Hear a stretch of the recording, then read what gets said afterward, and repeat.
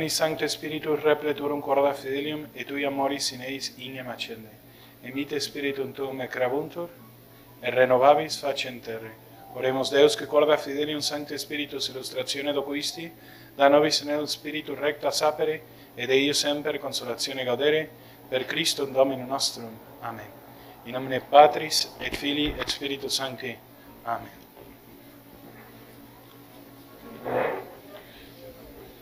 Buenas noches, qué gusto estar otra vez con ustedes. El tema que estamos tratando es la vida de oración. La semana pasada hablamos de la naturaleza de la oración, entonces llegamos a la conclusión con Santo Tomás que la definición de oración es la siguiente. Entonces, Santo Tomás, de todas las definiciones que han dado los padres y los santos, ¿no?, se apoya mucho en San Juan de Damasceno. Recordemos que para los filósofos como Santo Tomás, una definición es muy importante, porque encapsula la esencia de la cosa. Entonces, ¿cuál es esa definición? Dice: la oración es la elevación de la mente a Dios para alabarle y pedirle cosas convenientes a la eterna salvación. Entonces hablábamos, ¿no?, pues como la oración es un acto primeramente del intelecto, ¿no?, que eleva su mente a Dios, y después de esto pues viene pues el fuego, ¿no?, del amor. Enciende el fuego del amor a Dios en nosotros, y también el motivo, ¿no? O sea, aunque podemos pedir cosas materiales, sabemos que principalmente nuestra oración debe de buscar la gloria eterna. Y entonces esto a mí se me hace como muy pedagógico, ¿no? Porque a veces decimos, bueno, pero ¿cómo orar? O sea, ¿qué debo de pedir? ¿Cómo lo debo de pedir? Bueno, creo que esto nos ordena nuestra oración, ¿no? Siempre que pidamos algo material, ya sea la salud, ya sea el bienestar económico o de cualquier tipo, entonces siempre tenemos que subordinarlo como un medio para la salvación de tu alma. Señor, dame este trabajo si es para tu gloria y para servir mejor el propósito que me has dado, ¿no? Ya sea sostener a mi familia, ya sea pues cumplir mi vocación, ¿no?, en el mundo, para el cielo. Entonces todo con miras en el cielo. Incluso una enfermedad, ¿no? Entonces no ver la enfermedad como una maldición, sino verla como algo que está en la voluntad divina, ¿no?, y que a lo mejor ha querido que mi oración pues sirviera para conseguir la salud, ¿no?, para que Él obtener su misericordia, pero siempre someter nuestra voluntad a la suya y siempre tener en miras la salvación eterna.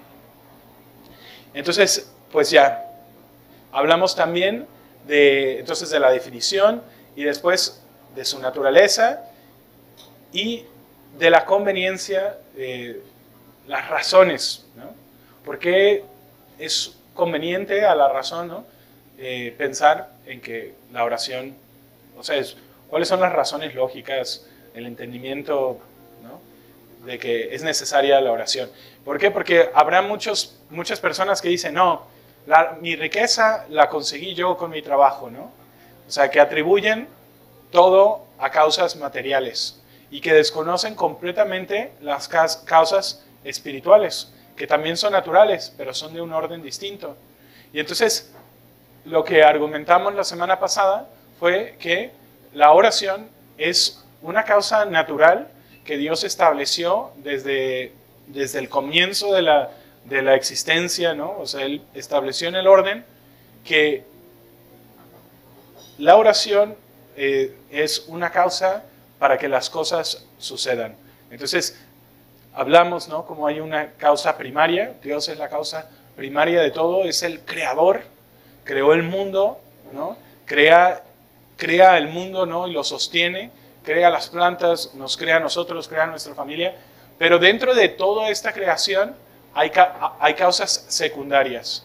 Verdaderamente, mis padres son causa de mi existencia. Si no, mis padres no hubieran existido, yo no hubiera existido, ¿no? O sea, mis padres, mi existencia depende de mis padres, ¿no? En este sentido, la oración es una causa, así como yo soy causado por mis padres, pues así también mi oración causa otros efectos, ¿no? Y esos efectos necesitan tanto de la causa de la oración como yo de la causalidad de mis padres.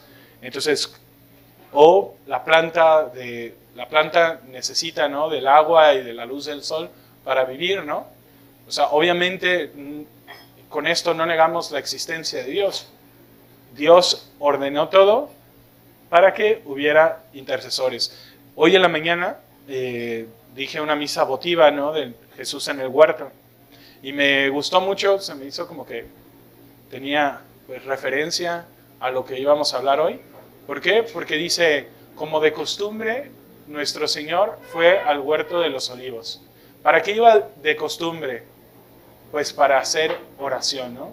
Entonces, si nuestro Señor mismo lo vio necesario, ¿no?, orar, ¿no?, quizás lo hizo más para enseñarnos a nosotros, ¿no?, que debíamos de dedicar un tiempo a la oración. Pero también en la epístola que leía de los Hebreos, hablaba de los sacerdotes. Entonces, todas las culturas han tenido sacerdotes. Y pues, ¿qué es un sacerdote? Un intercesor, un intermediario. Entonces, es una causa secundaria, ¿no? Los protestantes, ¿no?, dicen, es que la oración de intercesión no es necesaria. Ellos dicen, el sacerdocio no es necesario. Ellos dicen, las imágenes no son necesarias, ¿no? Es decir, los protestantes son enemigos de las causas secundarias. Y por eso también podemos decir que los protestantes son enemigos de la razón. ¿Por qué? Porque las causas secundarias, pues, es lo más normal en la creación y en el orden divino, ¿no? O sea, es irracional pensar que las causas secundarias estorban a Dios. No, Él siempre se ha valido de causas secundarias. Es la forma en que Él ha establecido desde toda la eternidad. Ahora, entonces ya vimos su conveniencia, ¿no?, a la razón. Entonces podemos hablar filosóficamente, ¿no?, de que es conveniente, ¿no?, que es necesario, es conveniente en cierta forma de que exista la oración y tiene ciertas razones válidas, ¿no? Ahora vamos a hablar de su necesidad en cuanto a nosotros, o sea, ¿qué tanto necesitamos hacer oración? O sea, ya sabemos que, pues sí, es conveniente a la razón, pero ahora ¿es necesario para nosotros hacer oración o su necesidad en sí misma? Es también, dice Rollo Marín, es también absolutamente necesaria en el plan actual de la divina providencia. O sea que absolutamente necesaria. O sea que necesitamos la oración, ¿no? Pero ahorita vamos a ir dividiendo, entendiendo qué tipo de necesidad tiene. Entonces, la filosofía de Santo Tomás de Aquino, pues le gusta hacer, mirar las cosas como ir, pues sí, separando para poder entenderlas mejor, ¿no? ¿A qué nos referimos cuando decimos que tenemos necesidad de hacer oración? Entonces él dice que hay distintos tipos de necesidad. Es así como, vamos, un ejemplo común es, pues yo necesito el carro para ir a la tienda a comprar el mandado, ¿no? A ver, ¿lo necesitas? ¿En qué sentido lo necesitas, no? Podrías ir caminando, ¿no? O sea, no, sí, pero es que me ayuda, ¿no?, ir en carro y lo haría rápido, ¿no? Si voy caminando, a lo mejor me tardo una hora más. Entonces sí necesito, ¿no? Bueno, pero entonces hay distintas formas de utilizar la misma palabra, ¿no? Unas más estrictas y otras menos estrictas. Es interesante porque San Alfonso María de Ligorio, creo que platicamos un poquito, ¿no?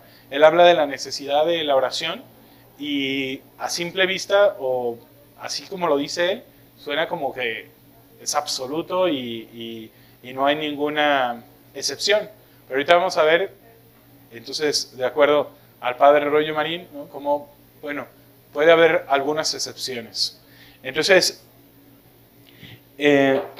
dice el padre Rollo Marín, hay dos clases de necesidades, de precepto y de medio. Entonces, en cuanto es mandado y en cuanto es un medio para alcanzar el fin. La primera obedece a un mandato del superior que en absoluto podría ser revocado. Entonces, es una ley positiva, ¿no? Como por ejemplo es la ley positiva de la iglesia, ¿no? Cuando pide que vayamos a misa los domingos o el confesor que nos pone una penitencia, ¿no? Es así como hacer la penitencia, pues de precepto lo tenemos que hacer. Pero de medio se refiere en cuanto que necesitamos la oración para alcanzar nuestro fin, para alcanzar la salvación. Y aún de medio, el padre Rollo Marín la divide y dice que la necesidad de medio puede ser dividida por institución divina. Entonces dice ex institutione, entonces que es como la ley natural que él formó, ¿no? Y que es irrevocable. Y la necesidad de ex institutione divina.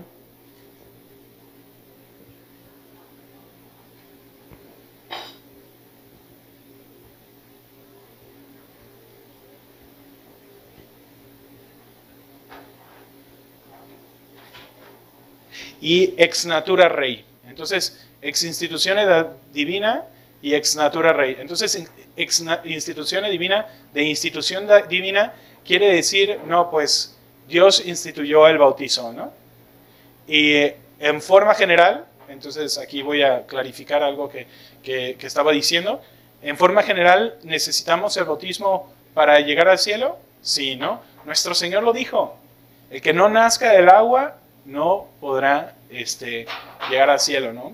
Parafraseando a nuestro Señor.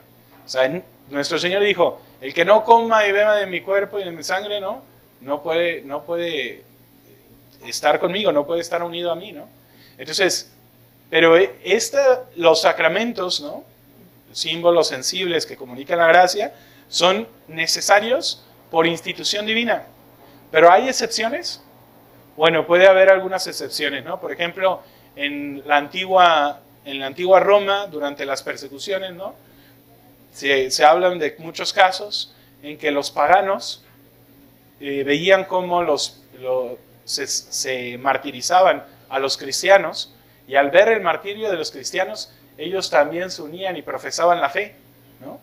¿Por qué? Porque veían la alegría, el convencimiento de estos mártires, y muchos se unían a los cristianos, ¿no?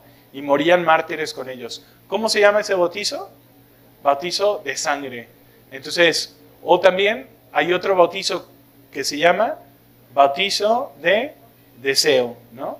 El bautizo de deseo. Un catecúmeno, ¿no? Que ha conocido el Evangelio, la verdad de Cristo, ¿no? Y muere antes de su bautizo. Entonces, ¿qué tipo de bautizo tuvo? ¿No? Es el bautizo de deseo. Entonces, la iglesia, pues, lo ha considerado siempre, ¿no?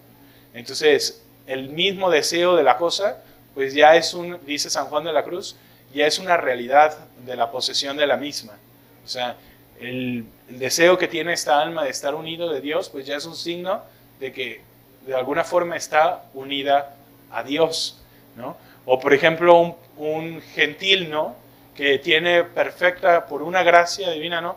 Tiene perfecta contrición, pero no alcanzó a recibir el bautizo, ¿no? Pues por la gracia divina, ¿no? Alcanzó la salvación. Es decir, de una manera extraordinaria, pero no de una manera, pero lo ordinario, nosotros sabemos que hay necesidad de bautizo, ¿no? ¿Por qué? Porque lo instituyó nuestro Señor y porque lo mandó nuestro Señor así, ¿no? Ahora, en nuestros tiempos, ¿no? Se excusa, este no es el tema, pero paréntesis, ¿no? Se excusa, ¿no? El bautizo, no importa, no hay que convertirse, todas las religiones son buenas, no es necesario. No. El bautizo es necesario por institución divina, pero, claro, si hay excepciones, pues claro, el poder de Dios pues sobrepasa, ¿no? Pero no es como que de nosotros puedan hacer, bueno, pues no, que se quede paganito. No. Es al contrario nuestro deber buscar la salvación de los otros y que conozcan a Cristo, le amen y se bauticen, ¿no? Y reciban los sacramentos. Y entonces vemos entonces que nos está hablando de, primero, recapitulamos, entonces hablaba de necesidad de precepto y luego de necesidad de natural de la cosa. Entonces, de la naturaleza de la cosa, entonces, esto viene, de medio, de precepto, de medio, en cuanto a la naturaleza de la cosa, significa que, por ejemplo, las plantas necesitan luz y oxígeno, ¿no? Para vivir. Si tú les quitas el oxígeno, pues se mueren. Si tú les quitas la luz, pues se mueren, ¿no? Entonces, lo necesitan porque así están constituidas en su misma naturaleza. Y en ese sentido, pone el ejemplo el padre Roger Marín de este tipo de necesidad, pues la gracia. Entonces, para llegar al cielo necesitamos la gracia. Aún sea este mártir, ¿no? que recibió la gracia, ¿no? Que recibió el martirio de sangre, ¿no? Pues aunque no haya recibido el sacramento del agua, del bautizo, pues recibió la gracia de Dios. O este pagano, ¿no? En su lugar, que tuvo un movimiento de la gracia, verdadera contrición y fe en el Mesías, ¿no? Pues aunque no gozó del bautizo, pues la gracia lo salvó. Y en este sentido decimos que sin la gracia no es posible la salvación. Entonces, el padre Garrigou-Lagrange pone el ejemplo. Si queremos ir al espacio, ¿qué necesitamos? Necesitamos una nave espacial, ¿no? Entonces, aunque tú quieras ir al espacio, si no tienes una nave espacial como medio, pues no vas a poder ir a la Luna, ¿no? o a Marte. Entonces, es absolutamente necesaria la gracia, de igual forma, para ir al cielo. Nadie puede entrar al cielo si no es por Cristo, ¿no? Él es el camino. Nadie puede entrar al cielo si no es por la iglesia, ¿no? Y aún este pagano y aún estos mártires, ¿no? Por la gracia estaban en comunión con Cristo, ¿no? Aunque sea pues, de una manera que no era tan sensible. Ok, entonces,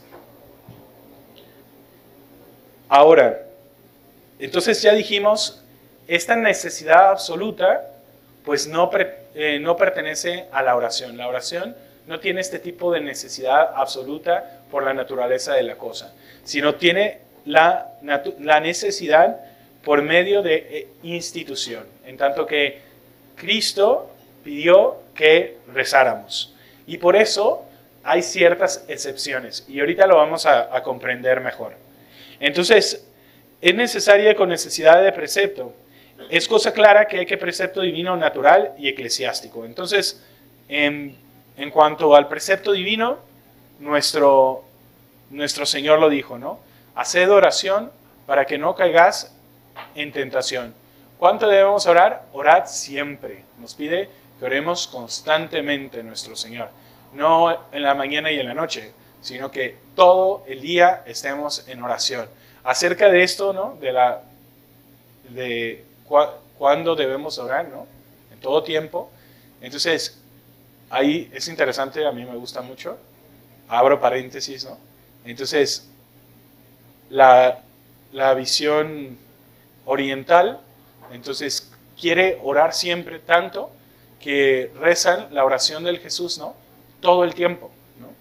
Todo el tiempo están repitiendo en su mente, Jesús, ten misericordia de mí, Jesús, ten misericordia de mí. Y lo hacen los monjes de una manera tan mecánica, ¿no? Que pueden estar platicando contigo y en su mente, al mismo tiempo, están haciendo la oración del Jesús. El Padre Pío de Pietrelcina, ¿no? Decían que rezaba quién sabe cuántos rosarios al día. Entonces es un poquito una costumbre, una visión oriental esta, ¿no? ¿Por qué? Porque estaba tan compenetrado en la oración y estaba tan habituado a ella que podía estar haciendo una cosa, ¿no? Y rezando al mismo tiempo estas oraciones vocales. Pero sin embargo, esta visión oriental no es la visión occidental que tenemos de este precepto de orar siempre. En el occidente vemos esta continua oración como una elevación constante del corazón a Dios. Entonces, dice Santo Tomás, ¿no? No somos ángeles y por lo tanto nos vamos a distraer. O sea, es un hombre, por más que quiera poner su atención, ¿no? Pues de repente, por la flaqueza en nuestra naturaleza, pues va a divagar, ¿no? Algunas personas se preocupan mucho, ¿no? Porque se distraen en misa, porque están tratando de hacer oración y de repente se les va el rollo y ya están pensando en quién sabe cuántas cosas. Y esto lo ven con pena, ¿no? Pero esto es natural en cuanto que no somos ángeles, ¿no? Es natural que el cuerpo, pues es un ejercicio, la oración es un ejercicio intelectual y requiere nuestras facultades físicas y pues se agota en el ejercicio de la oración y es natural que se distraiga, ¿no? Pero mientras las distracciones no sean consentidas, ¿no? En la manera de lo posible, hay que regresar al foco de atención, ¿no? y continuar orando, pues entonces no son pecaminosas, ¿no? Y dice Santa Teresa, entender con quién están hablando, darte cuenta con quién estás hablando, ¿no? Hablando de las distracciones en la oración mental, ¿no? O sea, estás hablando con el Rey de Reyes, con el Señor de Señores. O sea, no puedes estar hablando con el Rey, con el Señor de Señores y de repente, así como dejarlo en pausa e irte a otra cosa, ¿no? O sea, es Dios. Cuando estás enfrente de una figura pública, pues tu atención debe de estar hacia Él. Si se acaba la conversación, pues ya pasas a la siguiente cosa, ¿no?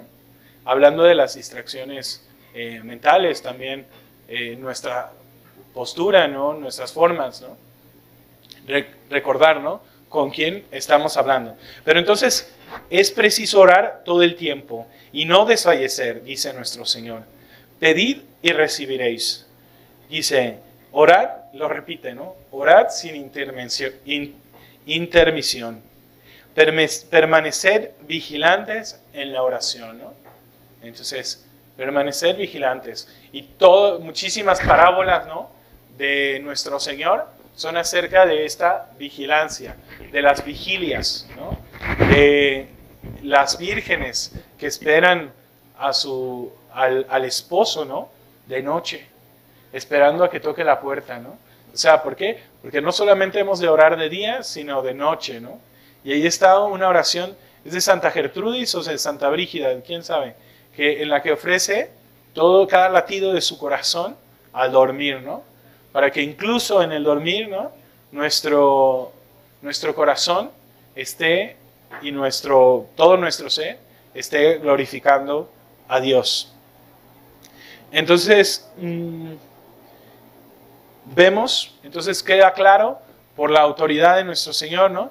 Que hay una necesidad, que Él ha establecido que la oración es el medio para obtener las cosas que necesitamos, que debemos hacerlo, ¿no? En cuanto que Él nos los ha mandado. En cuanto la necesidad de precepto, también la naturaleza misma nos indica, ¿no? De esta necesidad. Porque, bueno, el hombre está lleno de necesidades y miserias, algunas de las cuales solamente Dios las puede remediar. Luego la simple razón natural nos dice e impera la necesidad de la oración. De hecho, en todas las religiones del mundo hay ritos y oraciones. Entonces, nuestra flaqueza, que no nos valemos de nosotros mismos, ¿no? Entonces, eso nos hace entender que necesitamos elevar nuestra alma, ¿no?, a Dios, que es causa de todas las cosas, ¿no? Y es un Dios personal, ¿no? Ya hablábamos del teísmo, ¿no?, que piensa que Dios está ahí y que no nos escucha. Es tan absurdo, porque si nosotros tenemos conciencia de nosotros mismos y tenemos conciencia de los otros y socializamos, ¿cómo podemos pensar en un Dios que no es personal, que no es sociable, ¿no? Es ilógico. Claro que si Dios tiene el poder de crearnos y nos hizo seres sociales, pues ¿no será Él también un ser social como nosotros, ¿no? ¿No tendrá esa capacidad? Claro que la tiene. Entonces está al pendiente de nosotros, ¿no? Y entonces esta verdad no solamente es porque somos católicos, la vemos reflejada en todas las religiones. Entonces, en todas las culturas, ¿no?, ha habido esta práctica de la oración. O sea, quizás haya algunas raras, ¿no?, que no, pero en su mayoría se puede notar, ¿no?, que la oración ha estado presente. Siguiente, de precepto eclesiástico, ¿no? Entonces, la iglesia manda a recitar a los fieles ciertas oraciones, por ejemplo, durante la administración de los sacramentos, en unión con el sacerdote en la Santa Misa. Le impone a los sacerdotes y a los religiosos votos solemnes y la obligación, bajo pecado grave, de rezar el breviario en nombre de ella por la salud de todo el pueblo. Entonces, el breviario, ¿no?, que es un peso, ¿no?, una carga pesada que lleva el sacerdote y el religioso, y así se ha visto siempre, ¿no? Pues hablábamos la semana pasada, ¿no? Incluso hay datos, ¿no?, que los profetas del Antiguo Testamento recitaban los salmos, ¿no? Los padres de la iglesia recitaron los 150 salmos. Los monjes recitaban los 150 salmos. La iglesia primitiva, cuando hacía sus vigilias, recitaba los salmos. Entonces, así diocesanos y el clero secular y el regular, todos siempre han recitado los salmos, ¿no? A lo mejor no siempre de forma pública, a lo mejor no siempre de una manera solemne, ¿no?, pero siempre lo han celebrado, ¿no? Siempre es una tradición constante. Entonces hablábamos, ¿no?, que el oficio divino es una extensión de la misa, ¿no? Entonces la misa es el culmen y manantial de la vida cristiana, pero es el oficio, como estas aguas, ¿no?, del manantial que se esparcen durante toda la vida, ¿no? Entonces el sacerdote y el religioso pues va llenando de gracias, ¿no?, de estas gracias toda su vida en la oración de las laudes, de las maitines, de las laudes, ¿no?, de la prima, de sexta, de tercia, de todas las horas litúrgicas, ¿no? Entonces, cuando decimos horas, nos referimos a porciones de los salmos. Entonces, en cada momento del día, el sacerdote o los religiosos paran sus actividades y dedican un tiempo a rezar los salmos, tratando de completar un peso, una carga, entonces, que es el oficio divino, ¿no? Se ve así. De hecho, el Opus Dei no es una congregación, el Opus Dei no es una comunidad, sino el Opus Dei, el trabajo de Dios, es el oficio divino. Ese es el sentido original de la palabra Opus Dei, el trabajo de Dios. ¿Cuál es el Opus Dei? El breviario, el oficio divino, la liturgia de las horas, le dicen hoy, ¿no? Entonces ese es el trabajo. Y el obispo, como sacerdote de la diócesis, entonces tiene la obligación de elevar oraciones por su pueblo. Y entonces, pues, deputa, pues, confiere esta obligación o la reparte esta obligación entre sus sacerdotes y sus religiosos para que cumplan con esta obligación que el obispo tiene de hacer oración por su pueblo. Entonces, y de que se haga oración por las necesidades de su pueblo, ¿no? Entonces, en esta diócesis, también existe lo que son los cánones, los canónigos, ¿no? Los canónigos de la catedral, gracias a Dios todavía tenemos, ¿no? Porque todavía estamos en una diócesis pues que todavía tiene conciencia de la importancia de la liturgia, ¿no? Y nuestros cánones, ¿no? Ahí después de misa empiezan a rezar las laudes, ¿no? Entonces, antiguamente, pues era muchísimo más el énfasis, ¿no? Y los cánones eran serios y sabían de esta obligación seria que tenían, ¿no? Los sacerdotes, ¿no? Los religiosos, todos tenían esta conciencia de la obligación que hay en rezar el oficio divino. ¿Los fieles pueden rezar el oficio divino? Sí, pero como devoción. Entonces, yo conozco muchos laicos, ¿no? Que rezan laudes, vísperas, ¿no? Yo les recomiendo, hay un sitio que se llama Officium Divinum. Ahí pueden encontrar las laudes, las vísperas, ¿no? En los distintos calendarios de la iglesia. Ok, entonces, por precepto eclesiástico. También decíamos, ¿no? En la confesión, pues si el sacerdote te dejó una penitencia, pues por precepto, pues tú has de cumplir esa penitencia. ¿Cuándo obliga?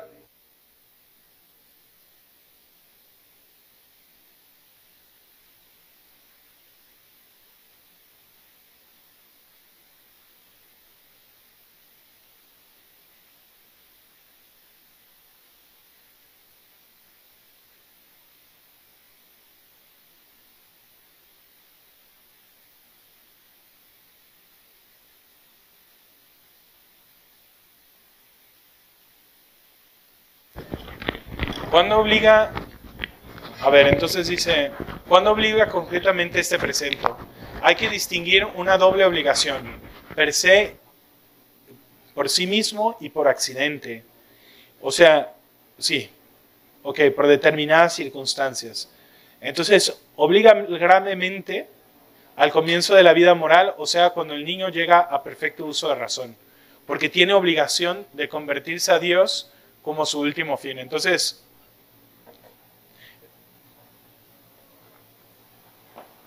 un niño que no tiene conciencia, pues no tiene obligación estricta de hacer oración, ¿no? Claro que es bueno que se le vaya inculcando los hábitos, ¿no? Exteriores, para que cuando haga uso de su razón plena, pues puede efectuar la oración de una mejor manera. Que bueno, hay niños que nos superan mucho a nosotros, ¿no? ¿Por qué? Porque tienen mejores disposiciones, ¿no? O porque han sido mejores educados que nosotros desde pequeños. Pero sí hay una obligación estricta, ¿no? Que toda persona con uso de razón, pues le dé su lugar a Dios. O sea, es de justicia, ¿no? Y de convertirse a Él, ¿no? Buscar la verdad y de convertirse al único y verdadero Dios. O sea, no es una opción como lo pintan algunos, ¿no? Ah, bueno, pues si tú naciste musulmán, pues así está bien, ¿no? Si tú no crees en Dios, pues así está bien. No, falso. ¿Tienes? Hemos hablado, ¿no? Que la religión es una parte de la virtud de la justicia y hay una obligación estricta a rendir culto a Dios. Entonces, y así, desde que eres pequeño, ¿no? Y tienes uso de razón, pues tienes esta obligación. Hablando de esta obligación, a mí me gusta recordarles, ¿no? Acerca del precepto dominical, pues la renta. Entonces, si tú rentas una casa y le dices al que te renta, ¿sabes qué? No te voy a pagar este mes. No te voy a pagar el otro. A ver, por justicia te corresponde pagarle, ¿no? O, entonces, igual, dar gloria, hacer oración, ir a misa, ¿no? Estas cosas, pues, se las debemos a Dios por obligación. No es como, bueno, es que a mi mamá le gusta ir a misa, pero a mí no tanto. A mí no me llama la atención. No, es tu obligación. Y tanto tiene derecho de sacarte el rentero, ¿no? Como Dios de no recibirte en el cielo. En peligro de muerte, Entonces, para obtener la gracia de morir cristianamente. Entonces, Dios nos conceda, ¿no?, la conciencia de que vamos a morir, ¿no? ¿Para qué? Para que podamos pedir perdón, ¿no? ¿Cuántas veces hoy en día se escucha decir, bueno, yo espero morirme y sin darme cuenta, ¿no? No sufrir. Lo más importante es no sufrir, ¿no? Es decir, dormirme y ya no amanecer, pero que no me duela. Entonces, pues ese es un orden invertido de las cosas, ¿no? ¿Por qué? Porque el sufrimiento parece ser la pena máxima, el sufrimiento sensible, pero en realidad lo que nos debería doler es ofender a Dios, ¿no? Y entonces, la muerte cristiana, pues, requiere de cierto tiempo para hacer conciencia de nuestros pecados, ¿no? Y humillarnos ante Dios y pedir misericordia, ¿no? Y de una muerte repentina, pues líbranos, Señor, dicen las letanías. Frecuentemente durante la vida, cual sea esta frecuencia, no está bien determinada por la ley y hay muchas opciones entre los autores. El que oye misa todos los domingos y reza alguna cosa todos los días puede estar tranquilo con relación a este precepto, en cuanto a precepto, ¿no? Pero, o sea, pues es lo mínimo. Pero ya escuchamos las palabras de nuestro Señor, ¿no? Orad siempre. Por accidente, entonces obliga a orar cuando sea necesario para otro precepto obligatorio. Por ejemplo, en la hora de la tentación. Orad para que no caigas en tentación. Entonces, es nuestro deber, si estamos siendo tentados y sabemos que estamos en peligro, entonces es nuestro deber hacer oración. No es una opción, es nuestro deber. ¿Por qué? Porque es el medio que Dios nos ha puesto para no caer en pecado. También en las graves calamidades públicas. Entonces, tenemos una obligación por caridad para rezar por nuestros conciudadanos, ¿no? Por nuestros superiores, por nuestros padres, por nuestros hermanos, por nuestros hijos, ¿no? Honrarás a tu padre y a tu madre. Pues hay una obligación de, si tus padres son difuntos, ¿no?, pues de orar por ellos. O sea, no es nada más una cosa buena que harías, sino es una obligación hacer oración por tus padres, por la conversión de tu familia más cercana, ¿no? Entonces hay una obligación por caridad, o sea, por la caridad que nos une. Bueno, también es necesaria la oración como medio por divina institución para salvar a las almas de los adultos. Y entonces hacemos esta distinción de los adultos porque sabemos que los niños pues no van a hacer oración, ¿no? O sea, un bebé que muere bautizado, ¿llega al cielo? Sí, ¿no? Entonces, estas palabras de San Alfonso, ahorita las vamos a ver, pues, y las dijimos la vez pasada, ¿no? Y las vamos a ver otra vez, pues son relativas. Entonces, el niño que está bautizado, pues, no llegó a la etapa madura para tener conciencia, bueno, pero tuvo la gracia, sí, entonces va al cielo. Pero todos los adultos que sí tenemos conciencia, tenemos entonces obligación, necesidad de medio por institución divina, ¿no?, para alcanzar la salvación.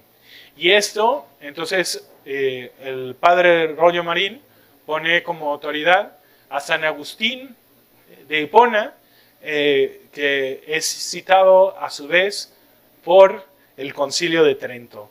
Y dice así: Dios no manda imposibles, y al mandarnos una cosa, nos avisa que hagamos lo que podamos y pidamos lo que no podemos, y nos ayuda para que podamos. Entonces, si nos ha pedido la salvación, si nos ha pedido, ¿no?, nos ha mandado amar a Dios sobre todas las cosas, ¿no?, que es el cielo en la tierra, ¿no? Si nos ha pedido amar a Dios sobre todas las cosas, si nos ha dado todo un decálogo, pues no nos está pidiendo algo imposible. A lo mejor será difícil, pero difícil para nosotros, pero para Dios no es difícil.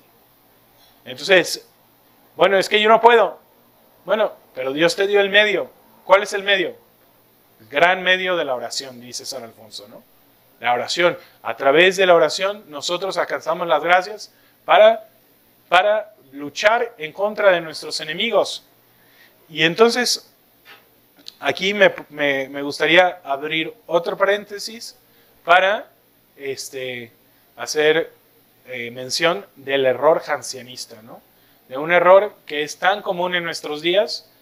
Entonces, es interesante, ¿no? Porque pensamos en el protestantismo y pensamos, bueno, pero eso fue como en el siglo XVI, hace muchos siglos. No, está en nuestros días. Los errores del protestantismo están en nuestros días, en nuestras doctrinas, en nuestras iglesias. Pensamos, sí, es que los errores del protestantismo, ahí en las iglesias protestantes. No. Los errores protestantes están en nuestra misma iglesia, ¿no? Ahí, entonces dijo nuestro Señor, yo los envío como ovejas entre lobos, ¿no? Entonces, no nos los advirtió nuestro Señor, ¿no? Y yo les digo, cuídense de los falsos profetas, ¿no? Que se visten como ovejas, que llevan piel de oveja, pero son lobos, ¿no? Entonces, el error protestante no está ahí en las iglesias protestantes, nada más. No está ahí nada más hace 400 años. El error protestante está muchas veces en nuestras iglesias, Entonces tenemos que usar discernimiento. Y por eso es tan importante la formación intelectual, conocer la doctrina de la iglesia constante, ¿no? Padre, pero ¿qué voy a hacer si tal persona o la otra están diciendo errores? ¿Qué voy a hacer? No te preocupes. La iglesia ya enseñó su doctrina y su doctrina está muy clara. Está en el catecismo de la iglesia, ¿no? En el catecismo mayor de San Pío X, en el catecismo de Trento, en el símbolo de los apóstoles, el credo, ¿no? En el símbolo niceo-constantinopolitano, el credo más largo que rezamos los domingos. O sea, la doctrina de la iglesia, ahí está a nuestro alcance. No nos debemos de preocupar por estos lobos. Simplemente tenemos que estar conscientes de que no podemos dejarnos llevar por cualquier viento de doctrina, sino que tenemos que saber nuestra doctrina y nuestra fe para no ser engañados. ¿Y cuál es este error del jansenismo del que hablo? Bueno, el jansenismo, dice el profesor Miguel Ayuso, pues es la herejía, ¿no?, que se quedó en la iglesia. Entonces, es la herejía que no se fue, ¿no? Porque muchas veces las herejías, ¿no?, los arrianos, ¿no?, los valdenses y otras herejías, ¿no?, pues se hicieron grupo, ¿no?, y los combatieron los grandes santos, ¿no?, y doctores, y se terminaron. Pero el jansenismo, pues se quedó en la iglesia. ¿Qué es el jansenismo? Pues es una herejía calvinista, pero dentro de la iglesia. ¿Y cuál es pues uno de sus principales errores? Es ¿no?, que dice, entonces como Lutero dice, ¿no?, que el hombre no puede hacer nada bueno de sí mismo, que el pecado original ha corrompido la naturaleza completamente y el hombre no es capaz de bien y por lo tanto no es capaz de dejar de pecar, ¿no? O sea, el hombre no es capaz de dejar de pecar. Y por eso algunos ministros de la iglesia dirán, bueno, es que pobrecitos rejuntados, pues ya no se pueden separar, pues ya les tocó, pues denle la comunión. Es decir, no, lo que está implicando esta sentencia, lo que están diciendo, es que no pueden convertirse, no pueden dejar el pecado. Y por eso el jansenismo se pinta de negro, ¿no? Cuando vemos las pinturas de Rembrandt, ¿no?, vemos los pintores holandeses, ¿no?, puritanos, ¿no? Vemos todo lúgubre, negro, triste, ¿no? ¿Por qué? Porque el calvinismo y el jansenismo pues han pintado todo de desesperanza, ¿no? Y los calvinistas, con su evangelio de la prosperidad, ¿no? Todo lo maquillan, ¿no? Todo lo maquillan y de pulcritud, ¿no? Pero lo único que pretenden es simplemente un maquillaje exterior y que sus buenas obras son simplemente pues exteriores, pero no creen en la conversión del corazón. Entonces el hombre está corrupto, solamente la fe salva, ¿no? Entonces es tristísima. La herejía protestante es tristísima. Es tristísima. ¿Por qué? Porque es una herejía de la desesperanza. Y en el jansenismo se ha filtrado. Entonces, si a veces se manifiesta, ¿no? Con ciertas conductas rígidas, como dice el Papa Francisco, ¿no? Y a veces también se manifiesta con la laxidad, ¿no? Ya no hay esperanza. Decían, en cuanto a las formas rígidas, ¿no? Pues estaban las madres de un monasterio francés de los jansenistas. Ahorita se me fue el nombre, pero decían, son tan puras como, ¿cómo decían? Son tan puras como ángeles, pero tan soberbias como demonios, ¿no? ¿Por qué? Porque era simplemente una fachada, ¿no? No era verdaderamente una conversión del corazón, porque no creían en la conversión del corazón. Ahora, entonces, regresando, ¿no? Cerramos paréntesis el jansenismo. Entonces, sabemos, por definición dogmática, que podemos vencer el pecado. Que aunque nos cueste mucho trabajo, que tenemos los medios para vencerlo. Y el medio principal para vencerlo es la oración. ¿Por qué? Porque la oración es un reconocimiento de que nosotros no podemos por nuestras propias fuerzas y necesitamos la gracia de Dios. Y entonces, con esto agarramos un bat, ¿no? Perdón, soy muy violento. Agarramos un bat y destrozamos la herejía del jansenismo, ¿no? Así como, váyase de acá. Y yo les dejo de tarea, ¿no? Así nada más, como nos gusta la liturgia, que vayan a internet y busquen el artículo de Wikipedia del jansenismo. Y ahí se les va a aparecer un conciliábulo, ¿no? Donde los jansenistas crearon su propia liturgia. Y sería interesante que ustedes tuvieran contacto, ¿no? ¿Qué tipo de liturgia pues los jansenistas buscaban? San Alfonso María de Ligorio. Entonces, vamos a repetir la cita de Trento y de San Agustín para recapitular. Dios no manda imposibles. Y al mandarnos una cosa, nos avisa que hagamos lo que podamos y pidamos lo que no podemos. Y nos ayuda para que lo podamos. Al final, lo vamos a poder. No por nuestras fuerzas, sino por las fuerzas de Dios. Sobre todo, entonces, sobre todo debemos hacer oración por la perseverancia final. Entonces, la perseverancia final que nadie la tiene ganada, ¿no? Entonces, a veces pensamos, no, pues es que esa persona es muy santa, muy buena, ya se fue al cielo. No, hay que hacer oración también por esas personas santas, ¿no? Porque a lo mejor en el último momento, ¿no? La tentación le llegó, ¿no? Muchas almas santas, ¿no? Sufren fuertes tentaciones al final de su vida en contra de la fe, en contra de la esperanza, ¿no? Y ahí está el demonio queriendo llevársela en el último momento, ¿no? ¿Sus méritos le alcanzaron la salvación eterna? No. Nadie merece la última gracia. La última gracia es un regalo que no podemos merecer. Ni la primera ni la última son merecidas. Son un regalo. Y como regalo debemos de pedirlo. Entonces, debemos de pedirlo en cuanto esté en nuestras posibilidades y en cuanto tengamos conciencia, pedir la gracia de la perseverancia final. Entonces, dice un dicho, ¿no? Entre más alto el ángel, pues más bajo cae, ¿no? La corrupción de lo mejor es lo peor, dice el principio aristotélico, ¿no? Entonces, aún sea un ángel, puedes caer.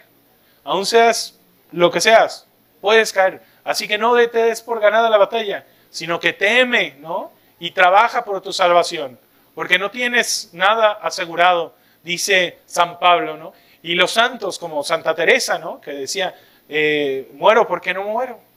Entonces, Santa Teresa tenía el deseo vivo de estar en la contemplación de Dios. Y sin embargo, como dice San Pablo, ¿no? Tiembla y trabaja por tu salvación. Santa Teresa, por un lado, pues sí, pedía el cielo, pero por otro lado, pues temía ver al justo juez, ¿no? ¿Por qué? Porque justo juez, Dios mismo, que mira lo más profundo de tus entrañas, lo más profundo de tus almas, ¿no? Ni de una palabra ociosa, ¿no? O sea, hasta la última palabra ociosa de tu vida será juzgada. Entonces, no te sientas ya salvado, ¿no? Lucha y ten cuidado, ¿no? Pero sobre todo, pide a Dios por tu perseverancia final. Y entonces, hablando de esta necesidad de medio, pues tenemos la cita de San Alfonso María de Ligorio, que como les dije, ¿no? Pues la clase pasada, San Alfonso María de Ligorio, el gran medio de la oración es su libro. Entonces, es por este libro que San Pío X, le reconoce como doctor de la Iglesia. Tendrá muchos libros buenos y muy hermosos, pero es en razón de esto por lo que lo nombran doctor de la Iglesia. Pongamos, por tanto, fin a este importante capítulo, cito a San Alfonso, resumiendo todo lo dicho y dejando bien sentada esta afirmación: que el que ora se salva ciertamente, y el que no ora ciertamente se condena. Si dejamos a un lado a los niños, todos los demás bienaventurados se salvaron porque oraron, y los condenados se condenaron porque no oraron. Y ninguna otra cosa les producirá el infierno más espantosa desesperación que pensar que le hubiera sido cosa muy fácil el salvarse, pues lo hubieran conseguido pidiendo a Dios sus gracias, y que ya serán eternamente desgraciados porque pasó el tiempo de la oración. Y entonces la razón por la que San Alfonso es hecho doctor, entonces es por su desarrollo de la doctrina de Trento, ¿no? En cuanto a la necesidad de la oración para la salvación y en cuanto a la utilidad de la oración para la salvación, ¿no? Como medio, entonces, de los predestinados, ¿no? Entonces había un debate muy grande entre los jesuitas y los dominicos, y todavía lo sigue habiendo, ¿no? Acerca de la predestinación, y este desarrollo de San Alfonso pues sirvió para aclarar, ¿no? Y para traer paz a muchas almas acerca de este debate.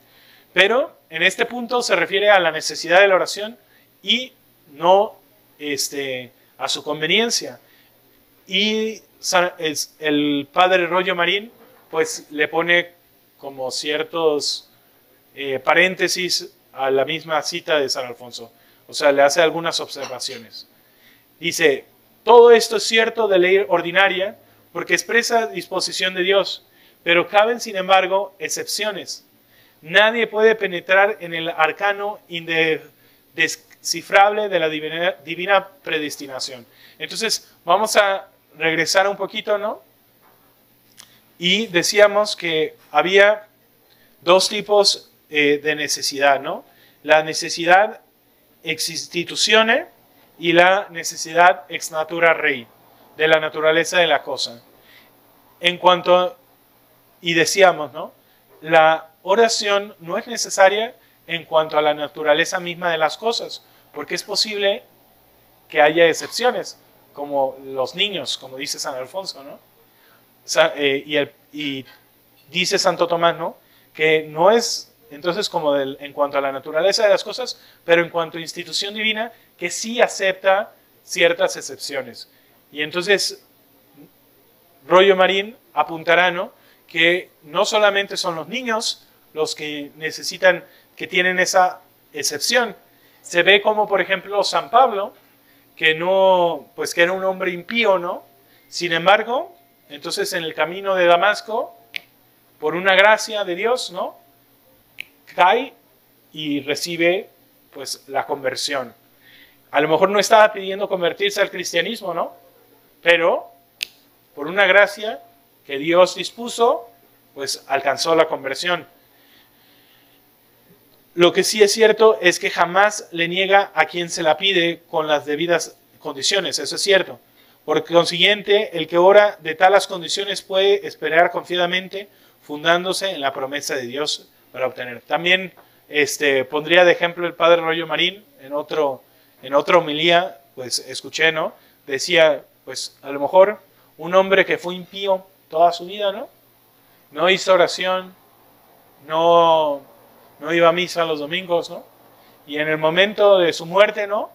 De repente llega el sacerdote y pide, o lo pide, ¿no? Y le da la absolución, no pide perdón, le da la absolución, ¿no? Y se va al cielo, por la gracia sacramental, ¿no? Entonces, en una manera ordinaria diríamos que pues, no hizo oración, pero pues una gracia extraordinaria, ¿no? Le ganó la salvación. Y así tuvimos la parábola de los trabajadores, ¿no? Que fueron contratados a distintos tiempos, ¿no? Llegó el Señor a la primera hora y se llevó a unos a trabajar, llegó a la hora tercia, llegó a la hora nona, ¿no? Y así los fue llamando a distintas horas y a todos les pagó con un denario. Es decir, incluso a los que llegaron hasta el final, ¿no? Se les pagó con el cielo. Entonces, pues, hemos visto, ¿no? Cómo la oración, pues, es necesaria, ¿no? Entonces, es necesaria de precepto, ¿no? Y, pues, que no tenemos excusa, ¿no? No se trata de que mi señora es piadosa y yo no soy piadoso, ¿no? Entonces, no es una cuestión de que a ti te gusta y a mí no me gusta, ¿no? Es una cuestión de precepto, de necesidad, ¿no? Entonces, al contrario, ¿no? Los hombres deben de ser los más religiosos. ¿Por qué? Porque ellos son los sacerdotes. Entonces, Dios escogió, ¿no? Que el hombre, determinó que el hombre es la cabeza de la iglesia doméstica, ¿no? En su casa, y debe de ofrecer sacrificios por su familia. Entonces debe hacer oración por su familia. Así el santo Job, ¿no? Que veía que sus hijos se iban de fiesta los fines de semana y decía, bueno, pues, a ver estos muchachos, no vaya a ser que hayan pecado. Y entonces ofrecía sacrificios. Entonces, no es una cuestión de gustos, es una cuestión de necesidad, de obligación. Necesidad para alcanzar nuestro fin. Obligación por justicia nos corresponde, ¿no? Entonces, pues pedimos a Dios que nos dé la perseverancia final. Damos gracias por todo lo que hemos recibido en esta charla y hemos meditado. Pedimos que Él haga, pues que haga verdaderamente que estas cosas que hemos meditado, pues se concreten en nuestra vida. Vamos a hacer la oración de acción de gracias.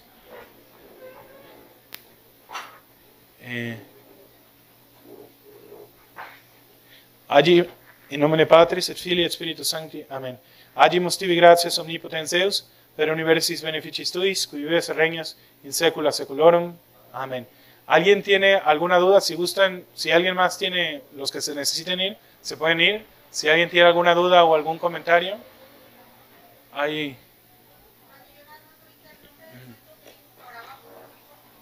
El Santo Job. Entonces es el libro de la Biblia. Ahí dice Santo Job. ¿Algún otro?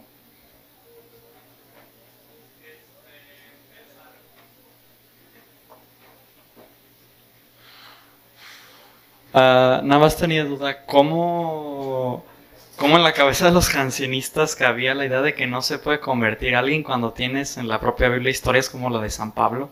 Y en lo largo de la historia San Francisco, San Ignacio Loyola, etcétera, etcétera. Entonces, porque Lutero, recordar que, primero Lutero empezó todo el relajo, ¿no?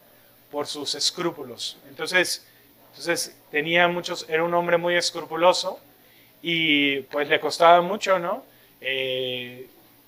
pues vencer el pecado.